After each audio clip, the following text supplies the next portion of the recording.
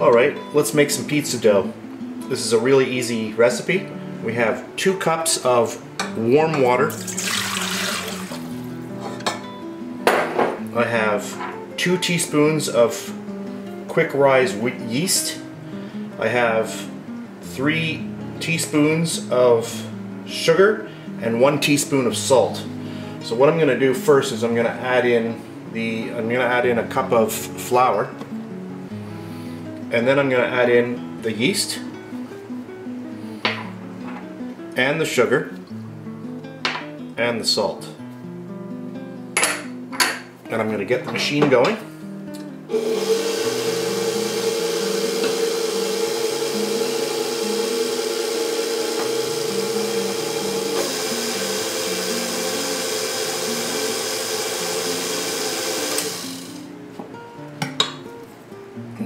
That's the second cup. 3 cups. I usually start with 3 cups just to kind of see where I'm going.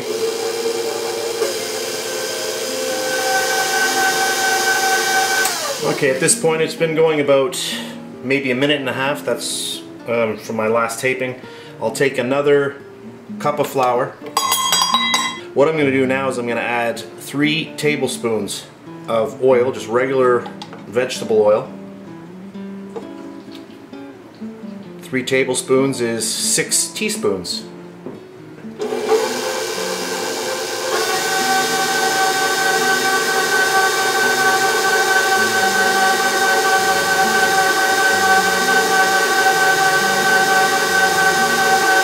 So I'll let this go, and I'll stop the tape and I'll be back in a minute.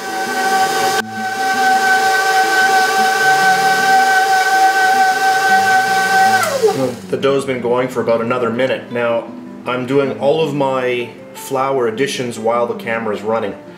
That way I can actually count at the end of the video, make sure that I'm giving the correct recipe.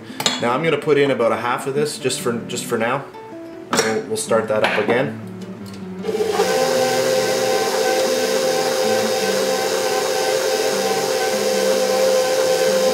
So I'll stop the video again and I'll come back in a minute or so.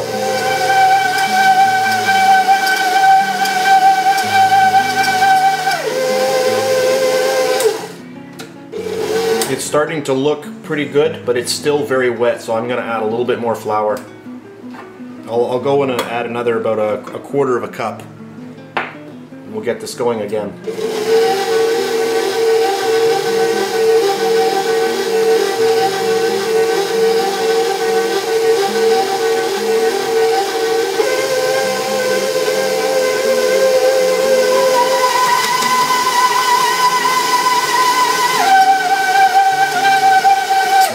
At this point, that dough is almost ready. It's still quite sticky. I can feel that. It's still sticking to my fingers. So I'm gonna add, I may just go and add a little bit more. Let's try just a little bit more. But I think that's gonna be the last addition of flour.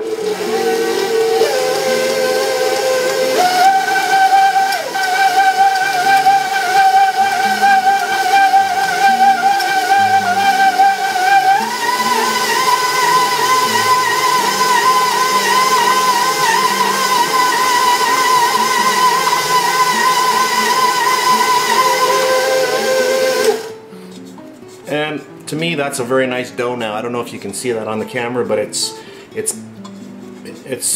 know, it's when I push it down, it's coming back on me. But it's not sticking to my hand anymore, and that's what I want. You can see it's a very pliable dough. You don't want to add so much flour that the dough just becomes very, very hard. You know, you don't want that. You want to have some kind, you know, like you want to have it elastic, just like that. And that looks good. So at this point here, that's going to be it, and I'm going to take it out of here now, and I'm going to cut it up into my dough balls and put it into my little containers like I've shown on one of my other videos.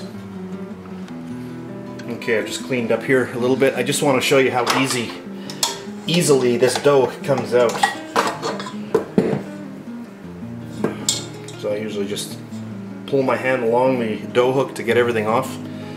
And your dough, when it's done pretty well, I mean, you should be able to pull it out and it should come out pretty easily. Just kind of pull it around and pull it out. I mean, you're going to get a little bit at the bottom, you know, a little bit, but that's fine. So, I mean, it's not bad. You can see that it came out very easily. Then what you're going to want to do, I always like to just knead it a little bit by hand, just for fun. At the pizza place that I used to work at, we would put the pastry, not the pastry, I've worked in pastry places as well. We would put the dough in for 14 minutes. So anyway, there we go. So there's the dough, and now I'm just going to cut that up and put it into my little containers here. These are Rubbermaid take-alongs that I got at Walmart. I don't know what they were, $3 or $4 for 4 of them. So they're well made. Okay, back in a bit. Alright, let's push the KitchenAid mixer out of the way. So now I've got 3 of these bowls, and what I did was I just sprayed it with PAM. You know, you can use any brand cooking spray. You just want to, just a light spray. I always do it over the sink because it just vaporizes everywhere. So now what I'm going to do is I'm going to take the dough, and I'm going to, this time, my last one I did 2, but I'm going to try to do 3. If you want to be really accurate, you can get a scale and measure all of these, which I'll go get just for fun, and we'll do it with the scale. All right, here's my scale. Just because it's much easier, I always set it just to metric for grams. It's just that much easier to use. And I can see right off the bat that these are nowhere close to each other. So I'll just start off there. 403. I got 329, 475. So I can cut some off of that one there. What did we have on the other one? That's 408. Look at that. 408, 402. 396, 440. Let's see if we can. Let's see how good we can get here. 440, eh? 445, 500, 450.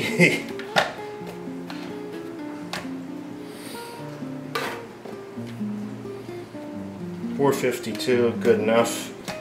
And that one there, 440, and we're up to 481. Anyway, beautiful. You could play with this for another 5 minutes if you want it to be perfect, but it really doesn't matter. As long as you're, you know, within, you know, I don't know, 50 grams. And do you need to use a scale? No. But you know what? You can head over to Walmart or Target and pick up a scale for $10 these days. And they're accurate to 1 gram, which is, I don't know, point of whatever of an ounce, but it's pretty good. The really cheap ones will only be accurate to 5 grams, which is, I don't know again, but anyway. So here we go. So now I've got, so these have all been sprayed with the cooking spray. So what I'll do is I'll just take them all like this, pop them in there. Now what I'm going to do is I'm going to go over to the kitchen, the sink area, and then I'm going to spray all of these, and then I'm going to cover them with the lids, and that's it. And what I'll do is I'll leave all of these on the counter for about 1 hour. That will get all of the yeast, it'll start growing, and then what I want to do is I want to shut down the yeast. I want to get it to go to sleep, so I pop it in the fridge, and I'll use that dough either tomorrow or the next night. And if I'm not going to use it for 3 or 4 nights or 2 nights or whatever, I'll take it and just pop it into the freezer. You can take one of these and you'll put it in the fridge, and by tonight the thing will be puffed right up, and the lid will actually pop off it, and you just push it down and put the lid back on it. If you leave this in the fridge for 3 days, 4 days, it begins to give you this really nice sour dough taste that you would taste in, you know, like a San Francisco you know, sourdough bread, and it gives a really nice taste if that's kind of like the thing that you like. Something to try. It's really good. So I'll just end the video showing the dough inside these containers. And when you are buying these containers, make sure that you buy the size, you know, a size that's going to fit your dough. See on here, if I was looking here, it says that's 1 cup, that's 3, so I'm assuming that these are 4 cup sizes. Oop, I'm not sure if I was on camera there.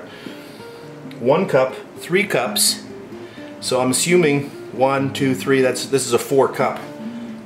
It doesn't actually say, I don't see it written anywhere, but these are Rubbermaid take-alongs, and I find these are the best ones that Walmart sells. So anyway, that's the way I'm going to end the video. If you have any questions and you want me to go over something, just let me know, and I will gladly do another video. And I'm going to make something with one of these tonight, and maybe I'll post that video as well.